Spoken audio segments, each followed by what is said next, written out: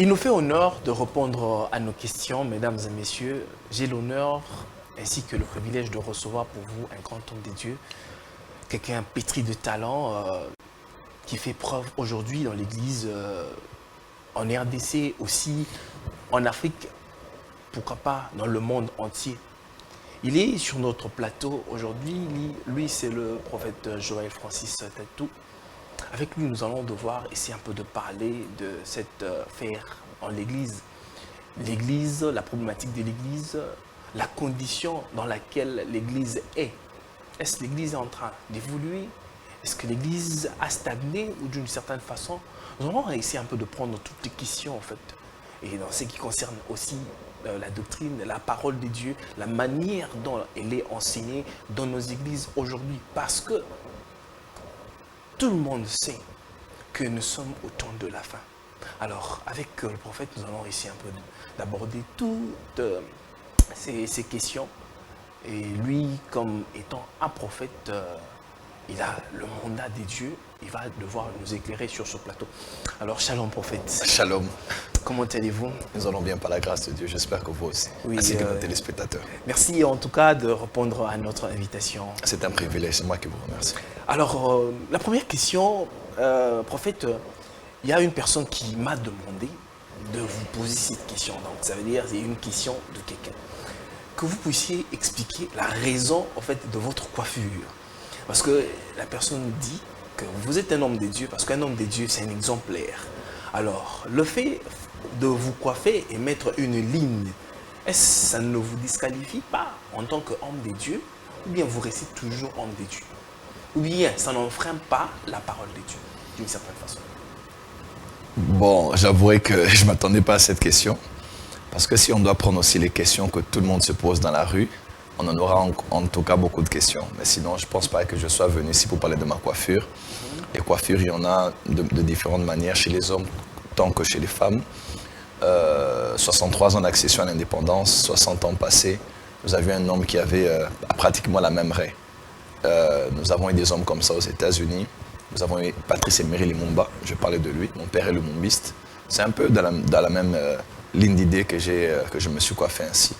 Ce n'est qu'une coiffure, ça n'engage en rien le niveau intellectuel d'une personne, le bagage intellectuel d'une personne, la vision d'une personne, culturelle. Ça n'affecte pas aussi le salut d'une personne? Ah non, pas du tout, pas du tout. Dieu regarde au cœur, l'homme regarde à ceux qui frappent les yeux. Et on parlera plutôt d'une manière culturelle. Vous savez, de manière culturelle, si vous allez maintenant, là, en ce moment aux États-Unis, vous allez voir des pasteurs coiffés différemment. Si vous allez aujourd'hui en Jamaïque, vous allez voir des pasteurs coiffés différemment.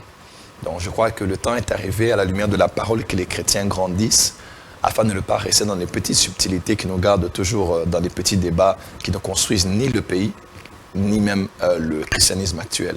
On doit aller un peu bien au-delà de ça. Vous savez, j'étais dans un avion avec quelques membres d'une structure chrétienne de notre pays.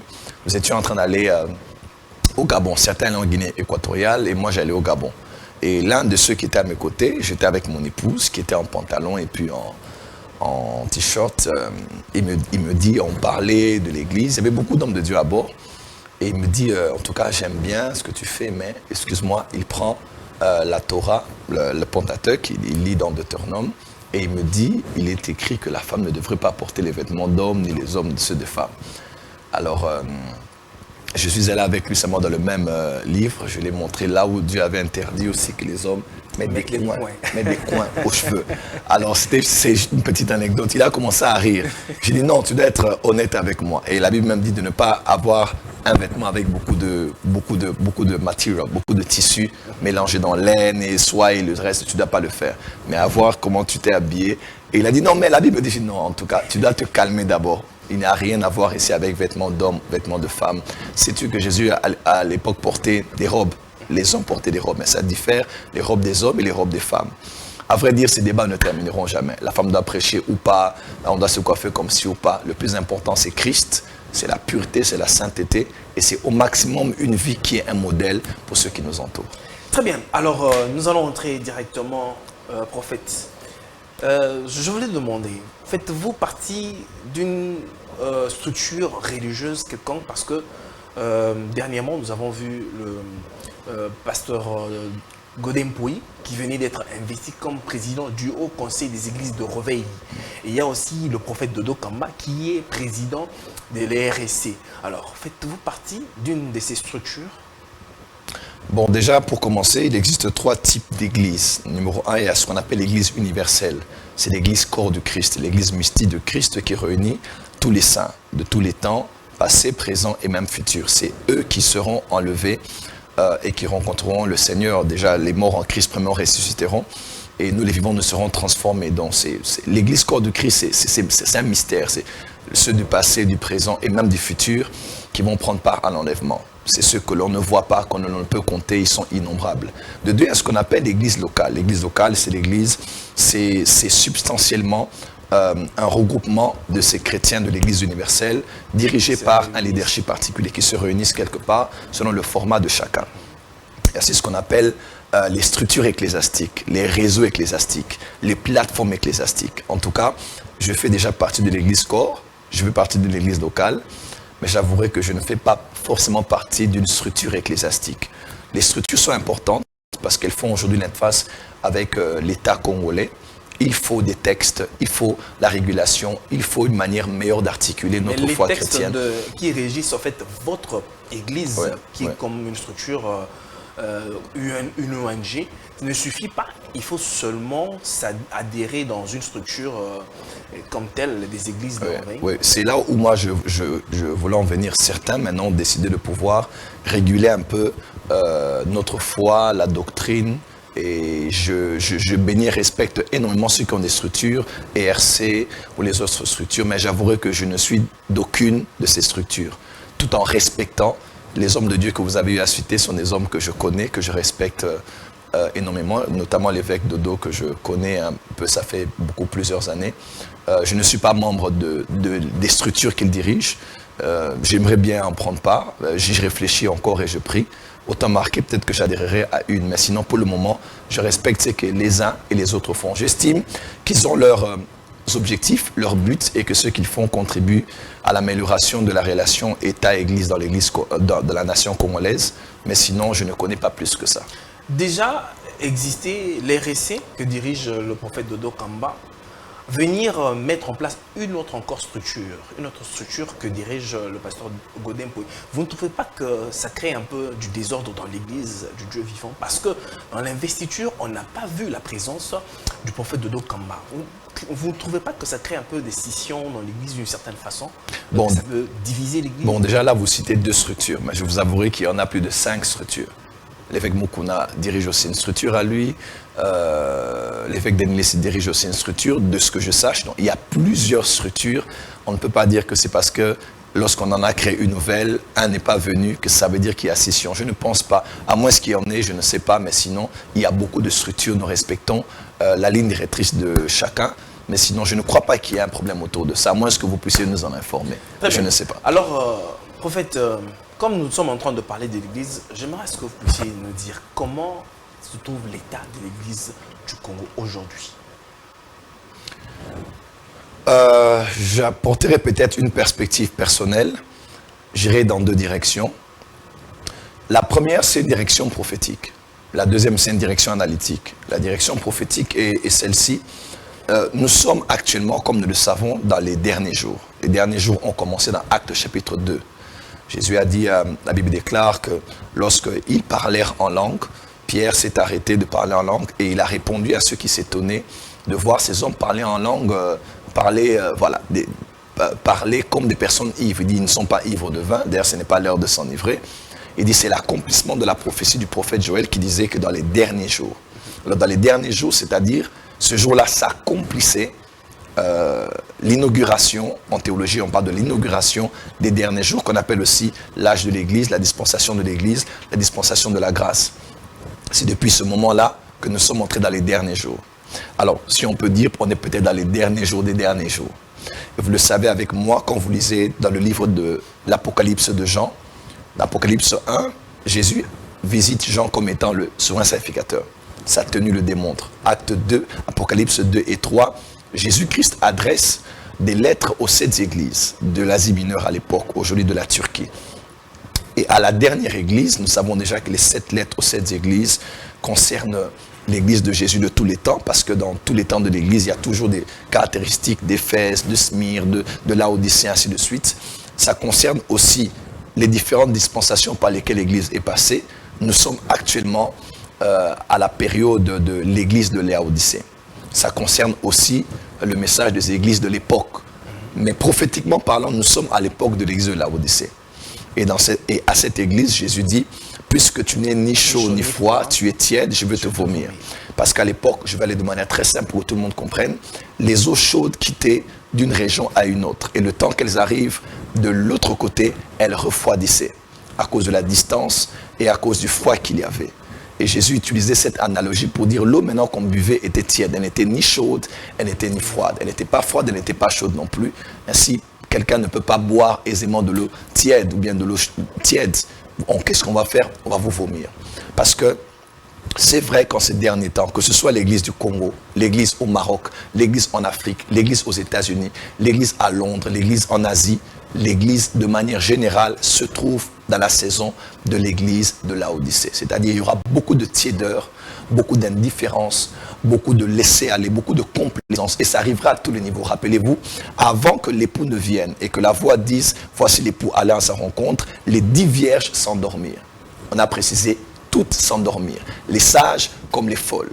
Il y aura comme un assoupissement spirituel dans le chef des leaders chrétiens et dans les saints. En tout cas, tout le monde sera pratiquement touché. Rappelez-vous dans Matthieu chapitre 13, lorsqu'on parle de l'ivraie qui était entré dans le champ, la Bible déclare que pendant que les autres dormaient, un ennemi est venu entrer.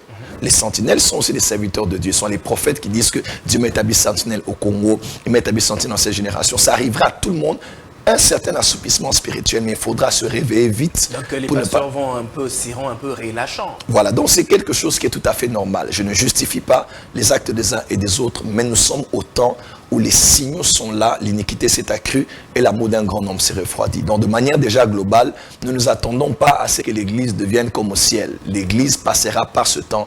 Il y aura des réveils, il y aura des personnes qui vont craindre Dieu. On aura aussi de l'autre côté... L'Église ne s'est pas écartée de sa mission apostolique. Bon, je vais d'abord aller dans le sens de placer le contexte. Nous sommes déjà dans un contexte où nous sommes dans les derniers jours, où nous allons voir une lassitude. Elle est tout à fait normale. Mais n'oubliez pas que ce soit en Israël ou dans l'église, Dieu a toujours gardé un reste. Dans le même temple où Jésus avait chassé des voleurs, là il y avait un homme comme Siméon, là il y avait une femme comme Anne la prophétesse. En d'autres termes, même dans une église où il y a des voleurs, des escrocs, de tous ceux qui font n'importe quoi, il y a toujours un reste fidèle que Dieu se met à côté. Alors par rapport maintenant à ce que vous dites, là j'ai parlé de manière prophétique, donc c'est des choses qui vont arriver, ce n'est pas un étonnement, c'est tout à fait normal. Mais de manière analytique, l'église de mon pays, je veux rejoindre votre question sur la mission apostolique. Je crains que l'église du Congo ne soit en retard par rapport à sa mission apostolique. Je ne bénirai jamais assez Dieu pour les efforts qui sont faits. Ebenezer, jusqu'ici Dieu nous a secourus. Nous ne sommes plus où nous étions, mais nous ne sommes pas encore arrivés où nous sommes censés aller. Mais je crois de manière analytique et de manière prophétique que l'église du Congo a eu un retard. Et je le précise bien, a eu un retard par rapport à ce à quoi l'Église est appelée. Déjà, numéro 1, le docteur Miles Monroe disait en son temps, il disait, lorsque le but d'une chose n'est pas connu, l'abus est inévitable. La première des choses qu'il faut faire, c'est définir ce devant quoi vous êtes exposé. Quand on parle d'église, on pense à quoi? On pense à là où je reçois mes offrandes chaque dimanche. On pense à là où je prie. On pense à là où j'ai mon pasteur que j'aime beaucoup. Là où j'ai mon daddy. On pense à là où j'ai trouvé ma femme et mon mari. On pense à quoi qu'on pense église. Matthieu chapitre 16, lorsque Jésus mentionne, la première fois que Jésus mentionne la terminologie église, il parle de « je bâtirai mon église ». Jésus ne parlait pas d'une assemblée des églises locales de prière en langue. Non. Jésus ne parlait pas de ça. Jésus parlait du mot église de manière très politique. Pourquoi ? Parce que le mot église à l'époque représentait quelque chose que les contemporains de Jésus comprenaient. Je m'explique. Quand je disais je bâtirai mon église à l'époque, vous savez qu'après l'hégémonie grecque avec Alexandre le Grand, nous avons eu l'hégémonie romaine. Ce sont les Romains qui dominèrent à l'époque de l'Inde en Afrique du Nord. Par Rome, on avait créé des voies qui menaient toutes à Rome. Ainsi on disait tout chemin mène à Rome. Et l'empereur était là parce que, voilà, une nation, c'est l'ensemble des provinces, un royaume, c'est l'ensemble des nations, et un empire, c'est l'ensemble des royaumes. Et l'empire romain était très puissant à l'époque, il parlait grec, et il travaillait dans le système de la colonisation. L'empereur avait autour de lui ce qu'on appelait un sénat. On le voit déjà dans les films. Il avait un sénat autour de lui. Et le sénat autour de l'empereur était ceux qui écoutaient la sagesse de l'empereur, qui établissaient ça en forme de texte et de loi et qui veaient à leur application dans la société. C'est eux qu'on appelait l'ecclésia. En fait, l'ecclésia, c'était le sénat. Quand Jésus disait, je bâtirai mon sénat, mon église, il disait, je bâtirai mon sénat. Jésus ne parlait pas ici des gens qui allaient prier en langue. Non, Jésus parlait, quand il disait mon ecclésia, Jésus pensait aussi, en analogie avec le pouvoir romain, il pensait à une institution qui sera constituée des personnes qui vont écouter sa sagesse, qui vont veiller à leur accomplissement sur la terre. C'est ainsi qu'on dit dans Éphésiens chapitre 3 que les autorités, les entités connaîtront par l'Église la sagesse infiniment variée de Dieu. En d'autres termes, l'Église de Jésus est censée être un sénat, une assemblée qui délibère, une assemblée gouvernementale. D'ailleurs, je faisais rire quelqu'un, je l'ai dit, le Parlement est la chambre basse, le Sénat est la chambre haute. Et l'Église de Jésus dans Acte 2 est née dans la chambre haute. En d'autres termes, l'Église est l'assemblée des sénateurs. Deuxième définition, Ecclésia voulait dire quoi? Depuis chez les Grecs déjà, Ecclésia c'était une assemblée qui délibérait sur les affaires de la cité. Il se tenait généralement aux portes. Les femmes n'y étaient pas admises, ni les pauvres. Ce n'étaient que les intellectuels, les personnes majeures qui se mettaient aux portes des villes. Et eux, après avoir discuté sur la vie de la ville, ils délibéraient sur l'état sécuritaire du pays, alimentaire du pays, économique du pays, social du pays, spirituel du pays. C'était eux qui délibéraient sur la vie de la cité. À vrai dire, l'église n'a jamais été appelée d'abord à être un lieu où on prie. L'église est d'abord un lieu où on réfléchit, où on planifie, où on discute des affaires de la cité. En d'autres termes, au ciel, il n'y aura pas d'église. Au ciel, nous serons l'épouse de Jésus. Mais sur la terre, l'église n'est qu'une fabrication humaine. Non, non, non. L'église est une fabrication de Dieu, mais pour être un établissement qui décide de comment la société doit évoluer. Voilà pourquoi dire que l'église ne doit se concentrer que sur ce qui est du ciel, ce n'est pas la pensée de Dieu. Jésus n'a pas dit quand vous priez, dites emmène-nous au ciel. Il a dit quand vous priez, dites que ton règne vienne sur la terre. Parce que le but de Jésus, c'est que son royaume s'étende sur la terre, mais l'agence qu'il utilise, c'est l'église. Qu'est-ce que je veux dire par là? Il faut que les chrétiens que nous suivent savent que nous, en tant que chrétiens, nous sommes l'ecclésia et nous devons nous impliquer dans la vie de la société, dans la vie médiatique, dans la vie politique et dans toutes les autres sphères. Et quand je le dis, c'est la raison pour laquelle l'Église du Congo a un retard, parce que l'Église du Congo ne comprend pas que sa présence au Congo doit impacter toutes les sphères de la société. Il y en a 7 notamment, il y a la sphère de la famille, la sphère de l'éducation, la sphère des médias, la sphère des arts et des divertissements, le sport et consorts, et tous les autres secteurs. L'Église a un rôle à jouer d'impact dans ce domaine-là. Mais c'est triste pour notre pays parce que, à la veille des élections présidentielles, par exemple, et je ne crains que cela se répète à la veille de nos prochaines échéances électorales, que nous puissions voir encore des pasteurs faire le djalelo, que nous puissions encore voir des pasteurs donner une ligne directrice claire sur celui qu'on doit voter ou pas, que ce soit encore des pasteurs qui puissent bouffer l'argent des politiciens, que ce soit encore les pasteurs qui sortent d'une réunion divisée parce qu'on a donné un montant qu'ils ont mal partagé. C'est ce spectacle ignoble que nous refusons. Et la raison pour laquelle je dis que je me crains que l'Église du Congo ne puisse pas comprendre son but. Prophète, si on veut regarder par rapport à la mission de l'Église, ouais. N'est-ce pas que Jésus a dit « Allez, faites de toutes les nations mes disciples ouais. » La mission de Jésus était de récupérer son épouse qui était perdue en quelque sorte et réunir le monde entier. Si vous permettez, excusez-moi s'il vous plaît, quand Jésus dit « Allez, faites de toutes les nations des disciples », il n'a pas dit « gagner les âmes ». Il dit « faites de toutes les nations des disciples ». Le but de Jésus, comme je dis, c'est que l'Église puisse discipliner les nations. C'était de propager la parole de Dieu afin que toute la terre écoute l'Évangile. Oui, mais ça c'est une définition évangélique. Mais si on monte dans la définition apostolique, Jésus a dit « faites de toutes les nations des disciples ». Et nation en grec veut dire ethnos. Ethnos, c'est un regroupement d'hommes. Par exemple, dans cette société, cette grande chaîne de télévision, nous saluons l'expertise qu'il y a ici. Tous ceux qui travaillent ici, le regroupement des personnes dans ce lieu, on les appelle un ethnos.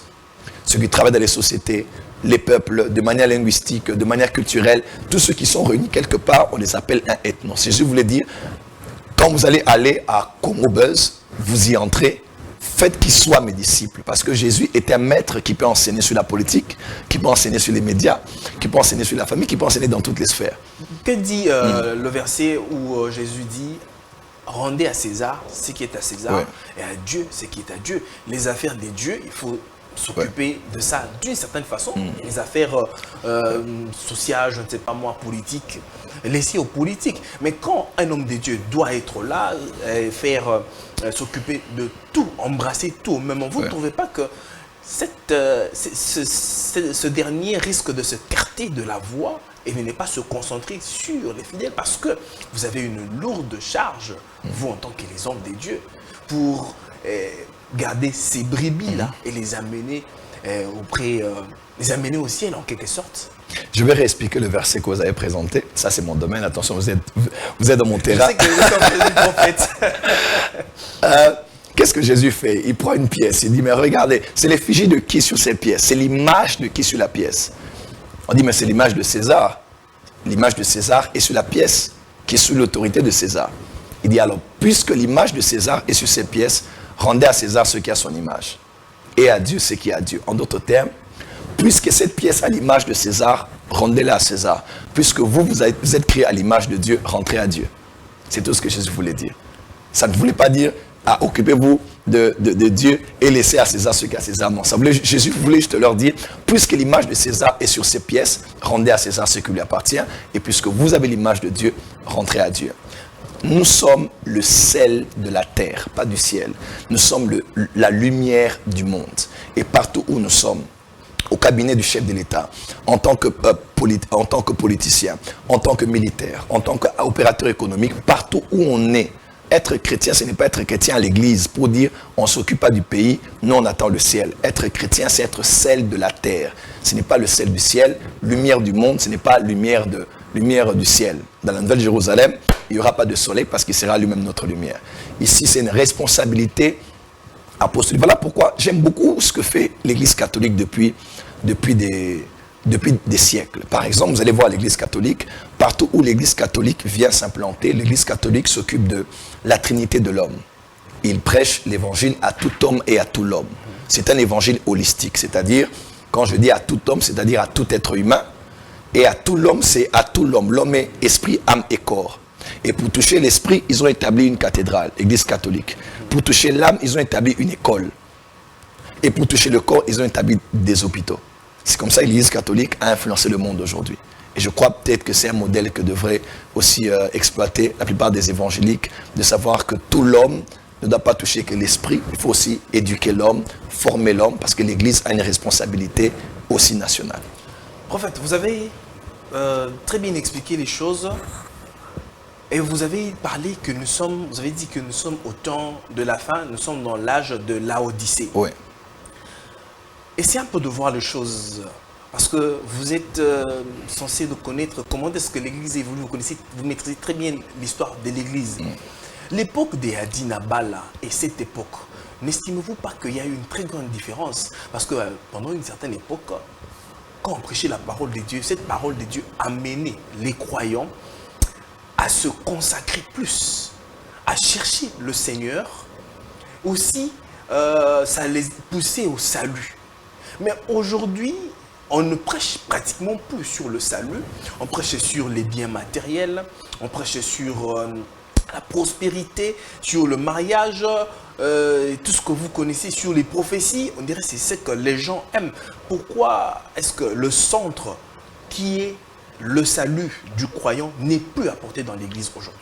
Bon, déjà, excusez-moi d'être un peu très direct. Je ne pense pas que l'époque d'Adi Nabala soit différente de celle d'aujourd'hui.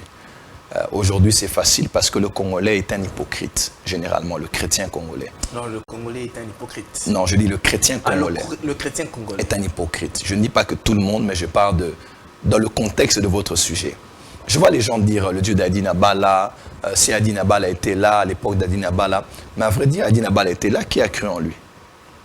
C'est parce que nous, les Congolais, nous sommes lâches, nous croyons aux morts. Quand un prophète est vivant, on ne croit pas en lui.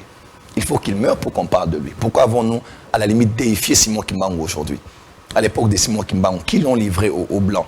Qui l'ont livré à la puissance coloniale? Qui sont ceux qui l'ont conduit jusqu'à ce qu'ils connaissent la mort? Où a-t-il été enterré? Ce n'est pas en Belgique, c'est au Katanga.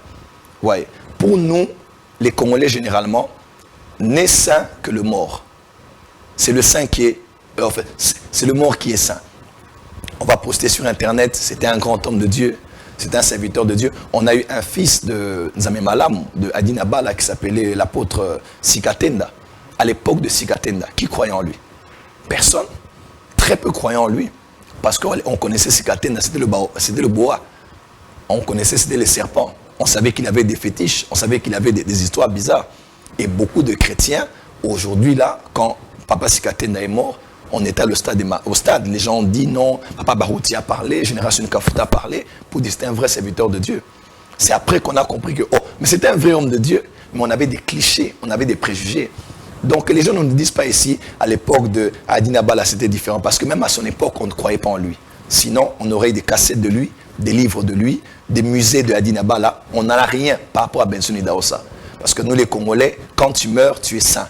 Quand tu meurs, tu es un vrai homme de Dieu. Quand tu es encore vivant, on te voit Congolais au Congo, on commence à demander, tu es coiffé comment? C'est comme aujourd'hui, vous êtes très controversé.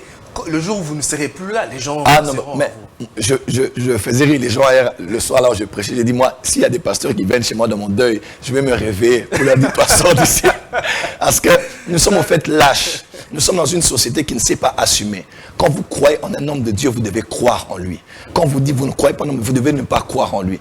Et non attendre que la personne meure et dire que c'était un saint. Donc ça, c'est déjà une manière très, très, très erronée et très lâche de pouvoir voir les choses. J'aimerais aussi dire ceci. Même à l'époque d'Adina Bala, il y avait des miracles. Est-ce qu'on croyait à tous ces miracles? Dieu faisait des miracles par lui. Est-ce qu'on croyait? Il y a par exemple une femme qui était venue, elle était femme d'un militaire. Le militaire l'a dit, tu m'as déjà donné 2 filles. La prochaine fois que tu me donnes une fille, je te chasse du foyer. Elle va chez Papa Adina Bala. Papa Adina Bala dit, il n'y a pas de problème, tu auras un garçon. Elle accouche, son mari est en mission, elle accouche une fille. Elle va chez Adina Bala, elle dit, papa, j'ai accouché une fille, mon mari va me chasser. Papa Adina Bala prend l'enfant. Il soulève l'enfant, il dit Katikajina Yesu. Il rend l'enfant. L'enfant, le sexe change. Le sexe change. L'enfant était une fille, l'enfant devient un garçon. Vous voyez ce genre de miracle? Est-ce que vous savez, par la grâce de Dieu, Dieu a fait ça par moi plus de 3 fois, 4 fois. Wow. Mais quand c'est Adina Bala, ça va être vrai. Mais quand c'est Joël Francis, ça va être faux. On va dire c'est des choses arrangées, on va dire c'est des faux miracles, parce que le Congolais, généralement, est lâche. Voilà, le Congolais, généralement, il est lâche. Il faut être mort pour qu'on croie en toi. Mais quand Dieu vous envoie un prophète, un contemporain, ce n'est pas juste moi. Quand Dieu vous envoie un contemporain, vous allez commencer à débattre autour de lui. Et pourtant, ce sont des gens, des fois, dans d'autres nations que l'on cherche. Qu'est-ce que je veux dire ici? Ça, c'est déjà une première phase. La deuxième phase est que c'est triste de constater qu'une bonne partie des serviteurs de Dieu rejoignent ce que vous venez de dire, c'est-à-dire ne rester que sur les biens matériaux, sur les prophéties, sur les miracles. Mais je crois aussi qu'il y a des vrais hommes de Dieu qui prêchent la bonne parole. En tout cas, dans Isaïe, on dit qui a cru en ce qui nous était annoncé, qui a reconnu le bras de l'Éternel. Moi, je reconnais le bras de l'Éternel dans cette église. Il y a des pasteurs vrais dans la présidence qui disent la vérité. Il y a des intercesseurs vrais qui donnent des vrais messages. Il y a des prophètes vrais qui donnent des vraies prophéties. Il y a des églises où on va les dimanches, on vous prêche la vraie parole et la crainte de Dieu. Il y en a dans ce pays. Mais généralement, on se concentre que sur ce que les faux font et non, on ne célèbre ce que les vrais font. Voilà un peu. Très bien. Prophète, tout récemment, vous avez parlé d'une pratique, si je peux le dire ainsi, par rapport au talit, qui est par exemple un élément sacerdotal. Alors, il y a eu trop de controverses, il y a eu des réactions de plusieurs hommes des dieux, dont peut-être je veux citer le pasteur aussi Marcelo qui avait repris, il a réagi un peu à chaud contre ça. Et dans une de vos prédications, vous avez mentionné l'importance et que c'était important, le talit. Pourriez-vous nous en parler un peu? Bon, je vais être honnête avec vous. Ceux qui me connaissent ne me voient pas prier avec le talit. Hier, j'étais au culte, je n'ai pas touché le talit. La dernière fois que j'ai touché un talit, je crois que ça fait peut-être 6 mois, 9 mois, je ne sais plus. Je ne prie pas avec le talit. Je ne prie pas avec le talit. Pourquoi avais-je donné l'enseignement? C'était parce que dans le corps de Christ, depuis des années, nous avons vu des grands hommes de Dieu utiliser le talit. Nous avons vu des pères utiliser le talit. Nous avons vu Benny Hinn, Pasteur Chris, Maurice Rouleau, Pasteur Domningoy, Pasteur Espérance Makadi. beaucoup de pères, l'apôtre Paul Mutombo, beaucoup d'hommes de Dieu, au Congo ou ailleurs, ont toujours utilisé le talit. Mais je crois que quand c'est quelque chose qui s'est attaché au prophète Joël, il y a certains qui ne nous aiment pas forcément, qui profitent de ça pour pouvoir paraître intelligents et nous faire paraître immatures. Mon enseignement n'avait pas pour but de dire aux gens, priez avec le talit, non. Mon enseignement voulait dire ce que vous voyez là-bas, en Israël, dans l'église, aux États-Unis, en Angleterre, en Afrique, tout ça, symboliquement, voici ce que ça voulait dire. C'était tout ce que je voulais dire. Jésus avait un talit, ce n'est pas d'abord sacerdotal, même les juifs généralement portent un talit, c'est juste une tenue de prière qui représente le tabernacle pour eux. Comme on ne peut pas aller encore dans le héma, dans le tabernacle, et être sous la couverture de la tente d'assignation, alors dans la symbolique, on utilise cette symbolique pour se couvrir. Et le talit est totalement biblique. C'était tout ce que je voulais dire. Je n'ai jamais dit, si tu n'utilises pas le talit, Dieu ne te visitera pas. Même dans Hanouka de cette année, j'en ai parlé, j'ai dit, même si tu n'as pas de talit, tu n'as pas de quoi. Prie! Nous sommes exaucés au nom de Jésus, pas à cause du talit. Mais dans la symbolique, nous savons que le monde spirituel, c'est un monde des symboles. Pourquoi si Jésus habite déjà en nous, on doit manger la chair et boire le sang de Jésus par la Sainte Seine? Pourquoi le symbole doit rester alors que Jésus est déjà en nous? Vous voyez un peu? Pourquoi si le Saint-Esprit aujourd'hui est la réalité de l'huile d'onction d'avant, on ne peut pas prier seulement pour quelqu'un, mais on doit utiliser l'huile? Vous voyez un peu? Pourquoi doit-on utiliser les symboles alors que la réalité est là? N'oubliez pas, tout homme, tout être humain ordinaire aura toujours son ombre. Qui est cet homme qui n'a pas son ombre? Ouais. Et l'ombre ne nous quitte pas. L'ancienne alliance, c'est l'ombre. La nouvelle alliance, c'est la réalité. Mais malgré la réalité, l'ombre existe toujours. Voilà pourquoi, malgré que le Saint-Esprit est là, on utilise l'huile. Malgré que Jésus est déjà en nous, on mange, on prend la Sainte Seine, le pain et le vin. Et ça ne veut pas dire que si tu ne prends pas le pain et le vin, tu n'as pas Jésus en toi. Pas loin de là. Dans la symbolique, les symboles ont un grand sens dans le plan spirituel. Jésus a dit, faites ceci en mémoire de moi. Quand vous le faites, pensez à quelque chose. Ayez une conscience. Pourquoi faut-il être baptisé? Si nous sommes déjà morts et ressuscités en Jésus par l'acte de la nouvelle naissance, Romains 10, verset 9, verset 10, si tu confesses le tabou du Seigneur Jésus, tu crois dans ton cœur que tu seras sauvé car c'est ton compte du cœur qu'on parvient à la justice, en confessant de la bouche qu'on parvient au salut. Romains 10, verset 10. Pourquoi? Si Jésus habite déjà en moi, je suis mort et ressuscité avec lui, je dois encore entrer dans l'eau et sortir de l'eau. Vous voyez?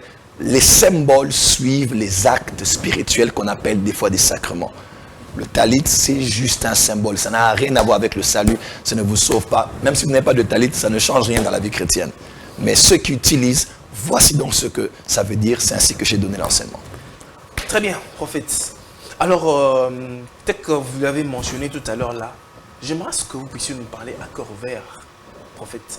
Comment vous ressentez lorsque les hommes des dieux, les pasteurs, vous critiquent? Comment comment vous ressentez en vous-même, en fait? Est-ce que vous avez aussi le temps de prier pour ces personnes-là qui vous critiquent et que peut-être ne comprennent pas la manière ou bien l'orientation des choses des dieux, la manière dont vous faites? J'ai écrit 100 choses à savoir sur les critiques, qui sortira bientôt. 100 choses à savoir sur les critiques. Je crois que je partagerai avec M. Bossemba l'école de la sagesse, qui pourra peut-être nous servir. C'est à l'époque où il y avait un peu trop de combats autour de ma personne et des critiques qui arrivent à tout être humain, à tout serviteur de Dieu et à toute personne publique qui ne manqueront pas. J'ai découvert qu'il y a 3 types de critiques. Il y a ce qu'on appelle la critique positive. La critique positive, c'est une personne qui vous critique, par exemple, qui ne vous dit pas que ce que vous avez fait de mal, mais qui vous dit ce que vous auriez pu faire de mieux. On sent que quand la personne vous critique, on sent l'amour, le besoin de vous voir devenir meilleur, d'être un plus grand modèle, de mieux faire les choses. Ça ne te ressemble pas. Tu aurais pu faire ça. Tu aurais pu parler comme ça. Ce que tu as fait, ce n'est pas bien, mais je crois, tu aurais pu faire mieux. On sent que la personne a le souci, notre bien-être, par les choses même négatives qu'il nous présente. Deuxièmement, ce qu'on appelle la critique négative. La critique négative, maintenant, c'est quelqu'un qui détecte quelque chose de vrai ou de faux et qui utilise ça pour vous nuire, vous faire du mal à votre environnement, vous détruire, vous ruiner, vous tuer, vous isoler, bref, vous discréditer. Il y a aussi ce qu'on appelle l'autocritique. L'autocritique, maintenant, c'est... Vous prenez toutes les critiques qui viennent sur vous et vous vous dites, même s'ils ne m'aiment pas, il peut avoir raison. Parce que des fois, nos amis nous aiment tellement qu'ils nous acceptent comme nous sommes. Mais nos ennemis ont tellement de haine sur nous qu'ils cherchent même la plus petite bête qu'il y a sur nous pour nous critiquer. alors des fois la vérité sort plus de nos ennemis que de nos amis. Moi, j'ai appris dans mon parcours avec humilité, avec le Saint-Esprit, lorsqu'on me critique pour quelque chose, je ne suis pas parfait, loin de là, nous courons tous vers la perfection, mais quand j'écoute quelqu'un, même mes ennemis, je me dis, il peut avoir raison, je peux peut-être ajuster cette manière de parler, cette manière d'agir. Depuis un temps, les gens me voient beaucoup sur les réseaux sociaux, poster, faire des lives à la télévision. C'est rare que je passe actuellement parce que quand on vous critique, réajustez le tir, mais n'arrêtez pas de tirer. Réajustez votre tir, mais n'arrêtez pas de tirer. Il ne faut jamais arrêter ce que vous faites, mais changer la manière de faire. Vous ne ferez jamais l'unanimité. Faites ce que vous croyez être bien et qui bénit une majorité de personnes. Comment je réagis par rapport aux critiques? Je crois qu'aujourd'hui, à plus de 25 ans de ministère, je ne suis plus celui qui, 10 ans, 15 ans passés, qui venait de commencer, qui était faible, je pleurais, j'étais fragile. Je me disais, mais d'autres gens, même, ils me connaissent de près, on a prié avec eux, ils ont prophétisé pour moi, Dieu allait m'utiliser. Bon, Dieu commence à faire des choses et il passe à la télé, il passe sur la chair et dit que c'est les fétiches. Parce que l'homme critique facilement ce qu'il ne comprend pas. Je vous donne un petit conseil dans la vie. Vous étiez déjà arrivé de réaliser qu'il y a des gens qui vous critiquent mais ne vous connaissent pas. Ils disent des choses sur vous, vous posez la question, est-ce qu'on parle de moi ou de quelqu'un d'autre? Si ça vous est déjà arrivé, vous avez souvent conclu en disant, si la personne s'approchait de moi, elle allait mieux me connaître. C'est le petit conseil que je vous donne. Des fois dans la vie, il faut juste s'approcher de certaines personnes. Quand on dit à quelqu'un, c'est un occultiste, mettez play, écoutez la personne, écoutez son enseignement. Approchez, allez dans son église et une opinion personnelle de vous-même. Et je dis souvent aux gens, si vous ne croyez pas que je suis serviteur de Dieu, je respecte. Mais une chose, allez, mettez-vous à genoux et demandez à Dieu de vous parler cette nuit-là, si je le suis ou pas. Si vous dites que je ne le suis pas, ne croyez pas en moi. Mais si, contrairement à ce qu'on vous a dit, Dieu vous dit que je le suis, alors pour moi ou pour toute autre personne, ne jugez pas dans la chair, mais jugez dans l'esprit. Pour moi, j'aime ces personnes, je prie pour ces personnes, j'avouerai que je suis tellement occupé à travailler que je ne suis pas toujours au courant de ce qu'on dit contre moi. Mais il paraît que quand ça tombe à mes oreilles, je les aime. Quand c'est sur les réseaux sociaux, on les bloque. Parce qu'on en a appris à bloquer, bannir, bloquer, bannir, bloquer. J'ai une grande liste de gens que j'ai bloqués sur Instagram, des gens qui insultent, qui disent de tout. Twitter, Facebook, je sais pas, peut-être 100 000 personnes que j'ai déjà bloquées depuis. On t'insulte d'une autre nationalité, on insulte ta mère, on insulte ta femme, on insulte ta vie, on insulte ton visage. On a des... Et quand je vois ça, je sais qu'on n'a pas lutté contre la chair et le sang. C'est le diable qui ne m'aime pas et qui a peur de mon mandat, de ma mission, qui exprime sa haine par ces personnes. C'est juste ça. Joël Francis Tatou. C'est bien moi, en chair et en os. Avez-vous combien de pères spirituels? Apparemment, c'est comme si vous faites allégeance à plusieurs pères spirituels. Vous êtes avec plusieurs. Mais qui est réellement votre père spirituel? Est-ce que vous en avez? J'ai des pères et j'ai un père spirituel. Quand je dis des pères, c'est-à-dire dans notre pays, Dieu a donné à notre pays des pères. Aux nations, Dieu a donné des pères. Dans notre pays, nous en avons plusieurs. Et quand je vois ces personnes, c'est mon père. Je me mets à genoux, ils me bénissent et j'avance. En tout cas, de ce côté-là, j'ai appris à honorer les pères, à honorer les gloires, à honorer les autorités. Mais j'ai un seul père spirituel, Pasteur Alf Lukau, Hallelujah Ministries International à Johannesburg. Voilà. Alors, on dirait de Alf Lukau que vous êtes aussi inspiré d'une certaine façon de la manière de faire. Oui, évidemment. Mon père, c'est mon modèle, évidemment. Le ministère prophétique, la prophétie personnelle, prophétiser sur des gens, prier pour les maladies, l'expression ministérielle, l'importance des médias, l'apparence extérieure et toutes ces choses. C'est mon modèle et j'apprends beaucoup de mon père. Et les gens disent, depuis que quand vous étiez allé de l'autre côté là-bas, en Afrique du Sud, qu'ils vous avaient imposé les mains, il y a eu encore beaucoup de manifestations, on dirait, Mote Bakisami Lissos. Tel père, tel fils. Ce que mon père fait, je le fais aussi. Et il est fier de moi et je fais tout pour le rendre fier aussi d'avoir un fils dans la francophonie qui est aussi la réplique de son ministère. Prophète Joël Francis, croyez-vous au ministère des musiciens quelqu'un qui avait commencé musicien et devient plus tard prédicateur, bien pasteur? Ça dépend de la paix de chacun en tout cas. Bon, c'est vrai que j'avouerai que depuis un temps, on est en train de voir... C'est vrai que je ne mentirais pas, je ne dirais pas que je suis aveugle, je vois beaucoup de personnes qu'on connaissait, frères tels, devenir pasteur. Bon, Je ne suis pas Dieu pour avoir le registre de ceux qui ont été appelés à la pastorale ou pas. Je ne suis pas secrétaire de Dieu. Je respecte leur appel. Si tel est le cas, en tout cas, que Dieu soit béni. Bon vent à eux dans le ministère. Je salue pasteur Henri Papamoulaja, je salue pasteur Yannick Toumba, je salue pasteur, voilà, tous les pasteurs que nous connaissons, pasteur Mike Alambay, voilà. Nous les saluons et ils font un bon travail dans le corps de Christ. Il y a aussi Maman Godet qui devient aussi, on dirait, prédicateur. Elle est devenue prédicateur. Gloire à Dieu. Alors, prophète Joyce, croyez-vous au ministère de la femme? Je suis né de nouveau dans une église où la femme était pasteur. Ma mère est celle qui m'a emmené à l'église. Ma grand-mère est celle qui a prié pour notre salut. Mon pasteur assistante est une femme. L'administrateur de l'église est une femme. À la recherche des finances est une femme. Je crois au potentiel de la femme. Au potentiel ou au ministère de la femme? En Christ, il n'y a ni homme ni femme, ni juif ni grec, ni homme libre ni esclave. Nous sommes tous fils de Dieu en Jésus-Christ. Oui, certes. Femme ou homme, ce n'est pas un événement. Par rapport au ministère, c'est différent. Pourquoi est-ce que quand Jésus appelait ses disciples, il n'y avait pas de femmes tout autour de lui? Contexte culturel. Son ministère n'allait jamais être accepté s'il y avait des femmes autour de lui. Alors, prophète, pourquoi l'apôtre Paul dira plutôt que je ne permets pas? Parce que beaucoup de personnes font allusion à la personne de Paul et non Dieu. Mais l'apôtre Paul, vous savez que quand un homme de Dieu parle, en réalité, ce n'est pas l'homme, mais c'est Dieu qui parle au travers d'un homme de Dieu. Que l'apôtre Paul dit que je ne permets pas à la femme de prêcher ni de prendre autorité dans l'assemblée des saints. C'est un grand débat qui ne date pas d'aujourd'hui. Certains même font le débat d'autres on prend la Sainte Seine avec le jus, le vin ou le pain. D'autres disent vignoté au Rolangwa. D'autres disent non. Dans notre village, on prend ça avec le manioc. Le manioc et de l'eau. D'autres c'est du thé, d'autres c'est des biscuits. Donc les débats comme ceux-ci ne termineront jamais. La femme doit prier avec un voile ou pas. La femme doit prêcher ou pas. Sainte Seine avec ceci ou pas. Le baptême au nom de Jésus ou bien au nom du Père, du Fils et du Saint-Esprit. En tout cas, je ne vais pas entrer dans une spirale qui va nous emmener à des débats qui ne terminent jamais.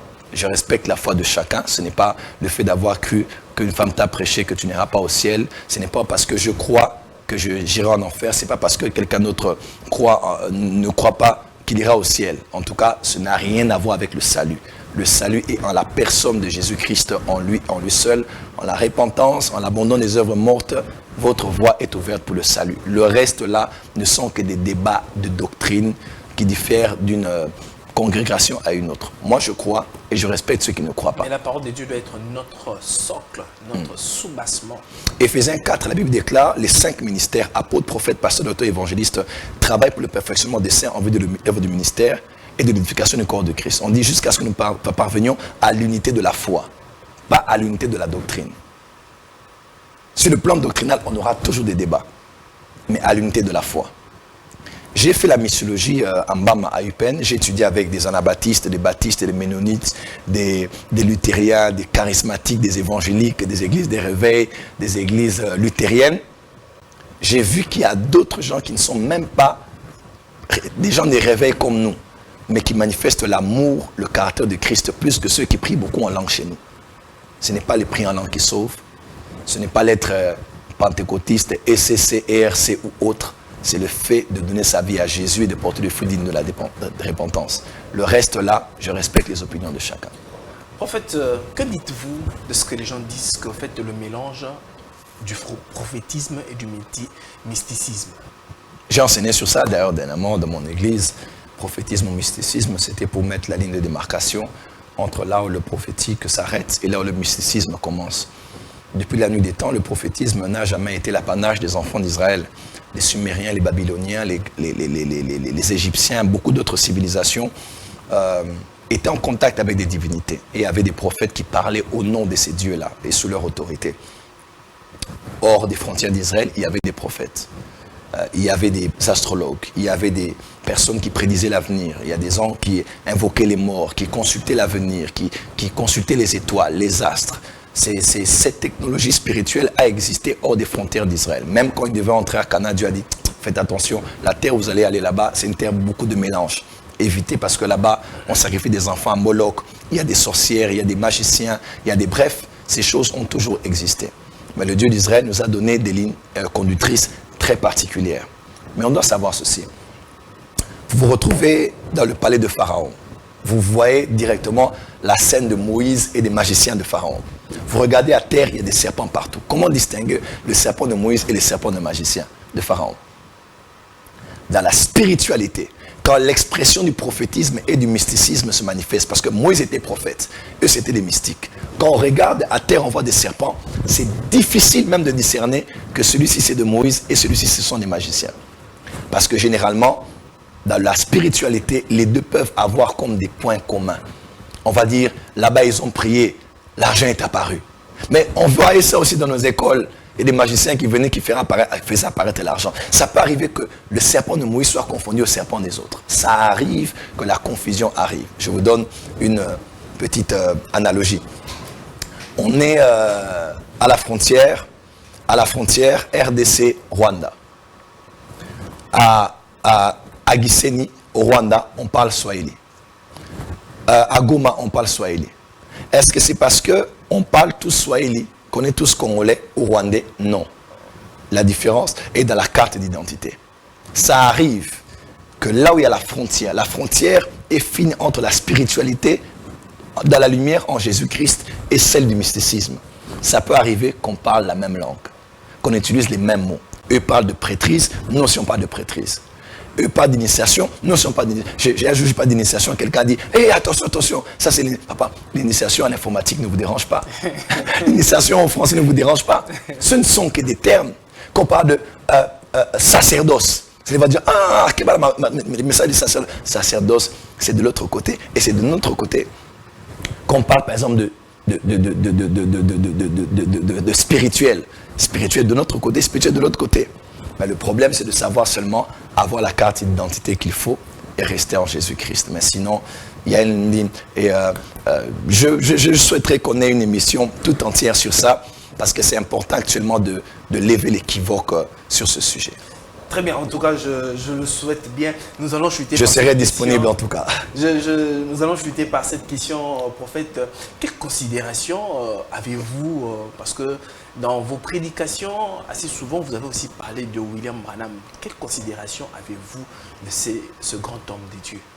Nous avons eu l'honneur, ça fait 2 ans, de recevoir le pasteur Barouti Kassongo à l'église Port des Cieux, qui est un père aussi pour moi.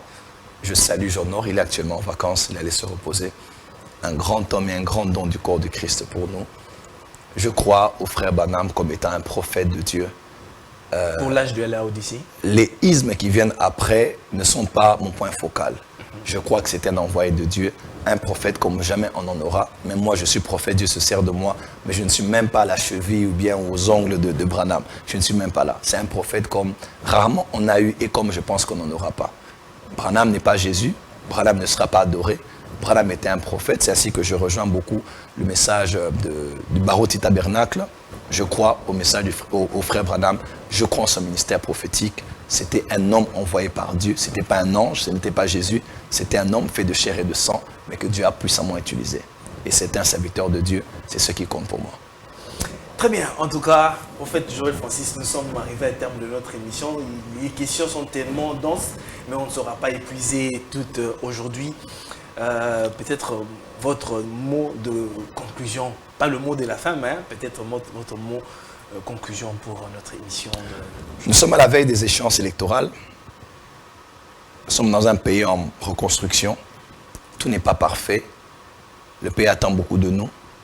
La terre même attend beaucoup de nous. Les grands enjeux géostratégiques, politiques, technologiques aujourd'hui tournent autour de la faune, la flore, l'air, l'eau, les matières premières de la RDC. Et pourquoi pas de la population de la RDC. Nous sommes à plus de 50% de terres arables. Nous sommes un pays potentiellement capable d'électrifier l'Afrique. Être le grenier, la marmite même de l'Afrique du continent. Je crois que si nous sommes l'Église dans un tel pays, en une telle saison, nous devons avoir un grand sens de maturité, de responsabilité. Je crois que les genres de débats de c'est vrai, c'est faux, c'est fallu, c'est ferré, il est de Dieu, il n'est pas de Dieu, nous devons aller un peu au-delà de ça.